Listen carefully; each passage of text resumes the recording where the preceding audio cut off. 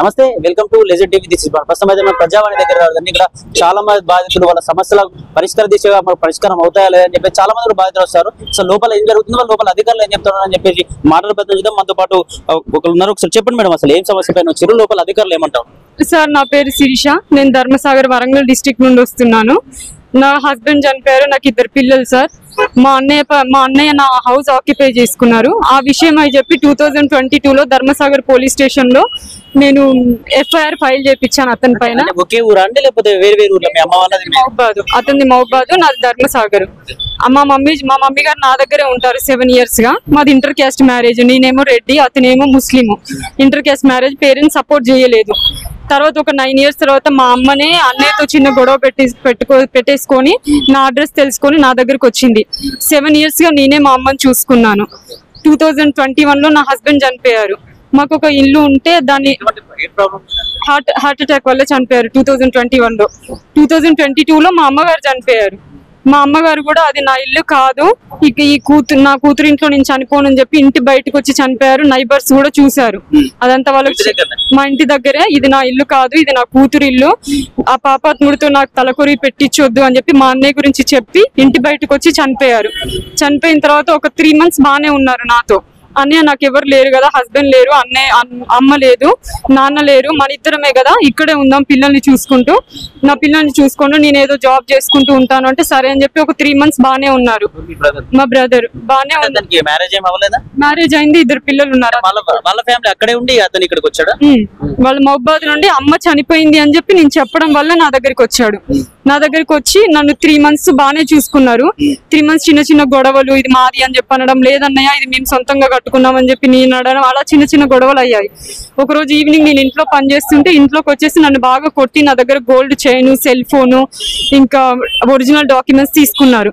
అందులో ఒక చిన్న కలర్ జిరాక్స్ పేపర్ ఉంటే అందులో చోటు అనే సాయంతో, అక్కడ జహంగీర్ అని చెప్పి ఉంటాడు ధర్మసాగర్ లో, రియల్ ఎస్టేట్ చేస్తాడు, అతని సహాయంతో ఈయన ఒరిజినల్ డాక్యుమెంట్స్ అన్ని చేపించుకున్నాడు.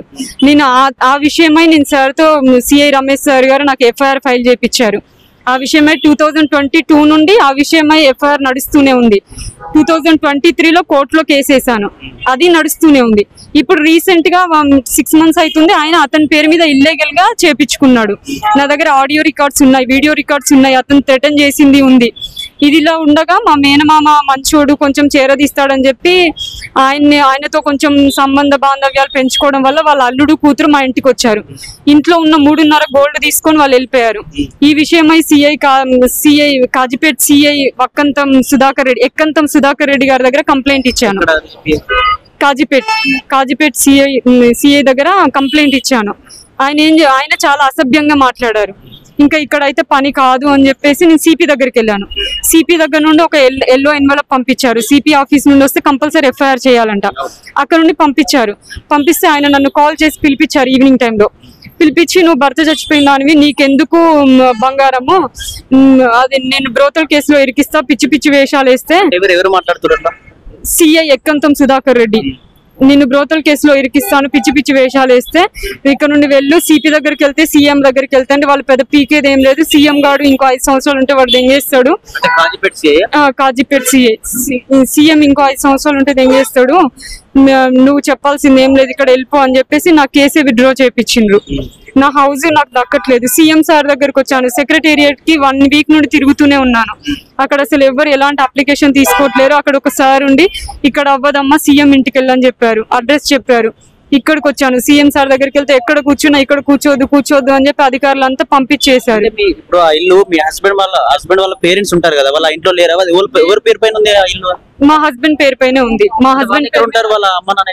వాళ్ళ అమ్మ నాన్న వేరే దగ్గర ఉంటారు. వాళ్ళ డాడీ చనిపోయారు, అమ్మ వేరే తమ్ముళ్ళ దగ్గర ఉంటారు. నా హస్బెండ్ నేను సొంతంగా కష్టపడి కట్టుకున్న ఇల్లు అది. మా అన్నయ్య వచ్చి ఆక్యుపై చేసుకున్నాడు. ఇప్పుడు అంతా జరుగుతా ఉంటే నగలు ఎత్తుకపోయారు, మీ అడవులలో వచ్చి నగలు తీసుకుపోయారు, అంతా జరుగుతా ఉంది అంటే లోపల ఉన్న రాజకీయ నాయకులు కావచ్చు, పెద్దలకు కూడా చెప్పే ప్రయత్నం చేసినా వాళ్ళు ఏమన్నారు మరి మీ తరఫున? నేను చాలా మందికి కలిసే ప్రయత్నం చేశాను కానీ ఎవరిని కలవనివ్వట్లేదు, ఎవరితో మాట్లాడనివ్వట్లేదు. ఇంకా ఇదంతా కాదు, ఎమ్మెల్యే ఎంపీ ఇదంతా కాదు, నేను CM సార్నే కలుస్తా అని చెప్పి CM సార్ ఇంటికి వెళ్ళా డైరెక్ట్. ఆయన PA గారు మార్నింగ్ అప్లికేషన్ తీసుకొని, ఇక్కడ కాదమ్మా, ఇది నువ్వు చెప్పేది నిజమే అయితే మీ దగ్గర అక్కడే చూసుకోగాని ఇక్కడ కాదమ్మా, నేను జస్ట్ సార్కి అయితే అప్లికేషన్ పంపించేస్తాను అని చెప్పి పంపించేశారు. నాకు సీఎం గొడవ జరిగింది 4 years నుండి జరుగుతూనే ఉంది. కోర్టు కేసు, గ్రామ పంచాయత్, మండల office, DPO office, collector office, MLAs, MPs అందరినీ కలుస్తూనే ఉన్నాను. ఎక్కడ న్యాయం జరగట్లేదు. అట్లీస్ట్ సీఎం గారి దగ్గరికి వస్తే ఎమ్మెల్యే ఎవరు కలిసే ప్రయత్నం చేసినా ఆయనను కలిసే ప్రయత్నం చేసినా కానీ అపాయింట్మెంట్ దొరకట్లేదు. ఇంకొకసారి కూడా ఇక్కడ సీఎం గారి దగ్గర పనిచేస్తారని చెప్పి ఒకసారికి కాల్ చేశాను. ఆ సార్ కూడా రెస్పాండ్ అవ్వట్లేరు. ఒక 2 days బాగానే రెస్పాండ్ అవ్వరు, తర్వాత రెస్పాండ్ అవ్వట్లేరు. చాలా సమస్యలు ఉన్నాయి. ప్లీజ్ మీరు ప్రజావానికి రావడం ఎన్నోసారి వచ్చే లోపల ఎటువంటి రియాక్షన్ ఉంది ఏం చెప్తా ఉన్నారు? 5 times వచ్చాను కానీ ఎలాంటి రియాక్షన్స్ లేవు. అప్లికేషన్ తీసుకుంటున్నారు, వెళ్ళిపోతున్నారు. నిన్న పిల్లల్ని చూసుకోవాలా లేకపోతే ఇవన్నీ గొడవలతో ఇవన్నీ తిరగాల? అధికారులు ఎందుకు ఇలా చేస్తున్నారు? అసలు ఎలాంటి ఎవిడెన్సెస్ అతని దగ్గర లేకుండా అతనికి ఎలా చేస్తారు? గ్రామ పంచాయతీలో హౌస్ నా దగ్గర మ్యూటేషన్ ఫామ్ ఉంది, నా దగ్గర వీడియో రికార్డు ఉంది, ఆడియో రికార్డ్స్ ఉన్నాయి, నన్ను థ్రెటన్ చేసిన కాల్స్ ఉన్నాయి, గోల్డ్ గురించి అతను ఒప్పుకున్న కాల్స్ ఉన్నాయి. ఇవన్నీ ఇన్ని ఎవిడెన్సెస్ ఉన్నా గానీ నాకు ఎక్కడ న్యాయం జరగట్లేదు. పోలీస్ స్టేషన్ లో చూపిస్తే అన్ని చూపించాను కానీ ఇది ఇక్కడ కాదమ్మా, హైదరాబాద్ లో తీసుకున్నారు, అక్కడికి వెళ్ళి కంప్లైంట్ ఇవ్వు, ఇది ఇక్కడ కాదమ్మా అని చెప్పి అంటున్నారు. కాజీపేటలోనే మడికొండ డీజిల్ కాలనీలోనే జరిగింది ఇన్సిడెంట్. ధర్మసాగర్ లో జరిగింది. ధర్మసాగర్లో FIR ఎప్పుడో ఫైల్ చేశారు కానీ ఇప్పటి వరకు ఒక్కసారి కూడా కోర్టుకు పిలవలేదు నన్ను. అసలు ఆ కేసు ఏమైంది, ఆయన ఏం చేశాడు, నా గోల్డ్ ఆయన దగ్గర నుండి రికవర్ చేయలేదు, నా మొబైల్ ఎక్కడ పోయింది అడగలేదు, అతను కొట్టింది అసలు అతనికి ఎలాంటిది లేదు. ఇది సివిల్ కేసు, వెళ్ళిపోండి అమ్మా అంటున్నారు. సివిల్ కేసు ఏమైనా చూసుకుంటే కోర్టులో చూసుకోండి అమ్మా అంటున్నారు. లేదంటే ఎవరైనా ఎమ్మెల్యే ఎంపీ దగ్గరికి ఆయన పిలిపించి అది అడిగించమ్మా అంటున్నాడు. 4 years నుండి ఆయన దర్జాగా ఆ ఇంట్లో ఉంటున్నాడు. నేను నా పిల్లల్ని పెట్టుకొని నా సామాన్లన్నీ అదే ఇంట్లో ఉన్నాయి. నేను నా పిల్లల్ని పట్టుకొని చిన్న గ్యాస్, చిన్న వస్తువులతో మడికొండ డీజిల్ కాలనీలో ఉంటున్నా. నేను అక్కడ ఉంటున్నా. చిన్న గ్యాస్, చిన్న వస్తువులతో నా పిల్లలతో చాలా ఇబ్బంది పడుతూ బతుకుతున్నా. ఎక్కడ జాబ్కి వెళ్ళినా సరే, ఎవరైనా సరే అన్నయ్య అని పిలిచినా సరే చాలా అసభ్యంగా మాట్లాడుతున్నారు. నాకు అవ్వట్లేదు. నాకు సీఎం సార్ తో అపాయింట్మెంట్ కావాలి ప్లీజ్. అట్లీస్ట్ మీ ప్రెస్ వాళ్ళైనా నాకు హెల్ప్ చేసి సార్ని కల్పించారు. అక్కడికి కూడా వెళ్ళాను. అక్కడ కూడా సార్ వాళ్ళు ఏం న్యాయం చేయట్లేరు. అక్కడికి కూడా వెళ్ళాను. అన్ని ఆఫీసెస్ తిరిగాను సార్. గవర్నమెంట్ ఆఫీసెస్ ఎన్ని ఉన్నాయో అన్ని తిరిగాను. ఎమ్మెల్యే, ఎంపీ, గ్రామ పంచాయత్, మండల ఆఫీస్, డిపిఓ, కలెక్టర్ ఆఫీస్ అన్ని తిరిగాను. ఎక్కడ న్యాయం జరగట్లేదు. దాదాపు మీరు 4 years అవుతుంది ఇబ్బందులు పడబట్టి ఏ రాజకీయ నాయకుడు ఎవరు కూడా పట్టించుకోవట్లేదు. MRO కావచ్చు వాళ్ళందరూ కూడా మీ అన్నయ్యకి సపోర్ట్ చేస్తున్నారని చెప్తా ఉన్నారు. మరి నిజంగా 4 years అవుతా ఉంది, మరి ఇప్పుడైనా పరిష్కారం లభిస్తుందని అనుకుంటున్నారా? మరి త్వరలో తెలియదు సార్ నాకు. ఇప్పుడైతే సీఎం క్యాంప్ ఆఫీస్ సీఎం దగ్గరికి వెళ్ళాను, వాళ్ళ ఇంటి దగ్గరికి వెళ్ళాను, PAకి ఇచ్చాను. ఆయన కూడా ఇక్కడ అవ్వదమ్మా అని చెప్పి అంటున్నారు. ఇంకా మేము ఓట్ చేస్తే గెలిచారు, మా సమస్యలు పరిష్కారం చేయకుండా ఇంకా వాళ్ళు అక్కడ ఇంట్లో కూర్చొని ఉంటే ఎట్లా సార్? మేము ఓట్లు వేస్తేనే గెలిచారు కదా. ప్రభుత్వ అధికారులు అందరూ ఒక్కొక్క రకంగా మాట్లాడుకుంటూ మాకు న్యాయం చేయకపోతే ఎలా? అట్లీస్ట్ మీ ప్రెస్ వాళ్ళైనా సరే నా బాధని వాళ్ళ దృష్టికి తీసుకెళ్లి సీఎం అపాయింట్మెంట్ ఇప్పించేలా చేయండి ప్లీజ్. నా పిల్లలకి నాకు ఆధారం ఇప్పించండి ప్లీజ్. లేదంటే మాకు సూసైడ్ తప్ప ఇంకో ఆప్షన్ లేదు. So please. బాబు చెప్పు, ఎక్కడి నుంచి వచ్చినావు? నేను భూపేష్ గుప్తా నగర్, నాందనవనం నుంచి వచ్చిన, ఆదర్శ నగర్ కాలనీ. అంటే ఏం సమస్య మీద వచ్చినావు ఇక్కడ? నేను ఒక పింఛన్ గురించి వచ్చాను. ఇందిరమ్మ ఇండ్ల గురించి కొంతమందికి రాసినవి ఉన్నాయి, నాకు కూడా ఇల్లు లేదు. ఆ సమస్య గురించి వచ్చాను. అంటే ఏమంటారు మరి అధికారులు? అంటే ఇల్లు ఎందుకు రాలేదు మీకు? లోపల పోతే ఏమంటారు మన పరిపాలన అధికారులు? లోపల అధికారులు ఏమంటారు అంటే, మీరు అప్లై చేసిరంటే మేము చేసినాం అన్నారు. అయితే మీ వార్డ్ ఆఫీస్కి వెళ్ళండి అని అన్నారు. వార్డ్ ఆఫీస్కి పోతే మీరు మళ్ళీ ప్రజావానికి వెళ్ళండి అని చెప్పారు. మళ్ళీ ఇక్కడికి వచ్చినాం. ఇక్కడికి వచ్చిన తర్వాత మేము చెప్తాము అని చిన్నారెడ్డి సార్ చెప్పాడు. అట్లా జోనల్ కమిషనర్ రాశాడు. అంటే ఎన్నోసారి మీరు ఇక్కడికి రావడం? 3వ సారి. అంటే 3 సార్లు వచ్చినప్పుడు ఇదే జరిగింది. ఏం చెప్తున్నారు? ఇప్పుడే మంచిగా జరిగింది. 3 సార్లు మేము అప్లికేషన్ ఇచ్చిపోవడమే జరిగింది, ఇంకోటి ఏం లేదు. అట్లా ఇచ్చుడు పోవడే కానీ ఎవరితో ఏం మాట్లాడలేదు.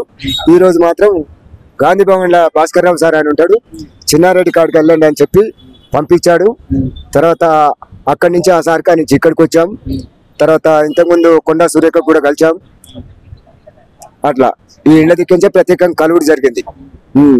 పరిష్కారం అవుతుంది అనిపిస్తుంది మీకు? ఇల్లు అవుతుంది, పరిష్కారం అవుతుంది. ఒక రకంగా చెప్పాలంటే ఇవన్నిటికీ ఒక పేదవాళ్ళు ఒక బాధతో పోతురు అంటే, ఇక్కడ మినిస్టర్లను పక్కకు పెడితే ఒక భాస్కర్రావు సార్ అంటే ఆయన ఒక దేవుడు అనుకోవాలా. ప్రతి వాళ్ళని దగ్గర తీసిండు, ప్రతి వాళ్ళని. నేనే ఒక కేసు కొంటపోయినా. ఆ కేసు 100% మొత్తం పిల్లగాడు నడవలేడు, ఏది లేదు. నిమ్స్ హాస్పిటల్కి పంపించండు. బద్దునాయక్ ఈయన బాలనాయక్ ఫోన్ చేసిండు. పంపిస్తే ఆడికి మెడికల్ క్యాస్ట్ ఇన్కమ్ సర్టిఫికేట్ తెచ్చారు. వాళ్ళు పట్టించుకోలేదు. ఆ పిల్లగాడు అట్నే ఉండు. మరి ఆయన అయితే మంచి పని చేసినట్టే కదా. ఇప్పుడు నాకు కూడా ప్రోత్సహించింది ఆయనే. నేను అనుకున్నాను, నేను ఫస్ట్ స్టార్టింగ్ లోనే వద్దాం అనుకున్నాను. సరే సార్ని కరవాలనుకున్నాను. సరే ఎంతమంది ఉంటారో నేను కింద పడతా, నాకు ఎందుకు వచ్చిన కింద పడితే లేవలేను అని అనుకున్నాను. అంటే చాలా మంది ఏమంటారంటే ప్రజావానికి వచ్చినా కూడా సమస్యలు పరిష్కారం అవుతలేదు, ఎన్నిసార్లు వచ్చినా ఏదో ఒకటి రిసీవ్డ్ కాపీ లాగా ఇస్తున్నారు, వెళ్ళిపోతున్నాం అంతేగాని అసలు సామాన్య ప్రజలు ఎవరికి పరిష్కారం అవుతలేదు అని చెప్పేసి కూడా చెప్తా ఉన్నారు. నిజంగా ఇవన్నీ ఎక్కడ జరుగుతున్నాయంటే ప్రభుత్వ పరిపాలన బాగానే ఉంది. ఆఫీసులకు వస్తే కల్లా మొండి చేస్తారు. చిన్న ఉదాహరణకు నేనే ప్రజావాణిలో అప్లై చేసిన. ఆమె పేరు ఆదిలక్ష్మి. ఆమె ఎమ్మెల్యే గారు అంటేనే ఉండేది, నేను కూడా ఎమ్మెల్యే గారు అంటేనే ఉండేది. ఎక్కడ? ఎల్బీ నగర్. అయితే ఆదిలక్ష్మికి ఫామ్ ఫిలప్ చేయవా అన్న. ఇట్లా చూసింది. ఏమైంది ఆదిలక్ష్మి అట్లా చూస్తున్నామంటే అలా భర్త ఉండి తీసుకొని వార్డు నెంబర్ వేయలేదు, సీరియల్ నెంబర్ వేయలేదు, ఒక రికార్డులో మాత్రం రాసుకుంది. ఇప్పుడు అదే కొంచెం చిన్నారెడ్డి సార్ కూడా మొదలిచ్చాడు. ఏమన్నా ఇలాంటి వాళ్ళు నేను అన్నాను, సార్తో డైరెక్ట్ అన్నాను, ఇటువంటివి వచ్చినప్పుడు 10th క్లాస్ వాళ్ళ 10th క్లాస్ ఫెయిల్ అయిన వాళ్ళ ఇంటర్మీడియట్ ఫెయిల్ అయిన వాళ్ళ పెట్టరు. సరి అయిన అవగాహన లేదు వాళ్ళకు. ఇప్పుడు మాట్లాడింది సరి అయిన అవగాహన లేదు వాళ్ళకు. తెలుగు సరిగా రాదు, ఇంగ్లీష్ లో స్పెల్లింగ్ మొత్తం మిస్టేక్ రాస్తారు అని చెప్పడం జరిగింది కూడా.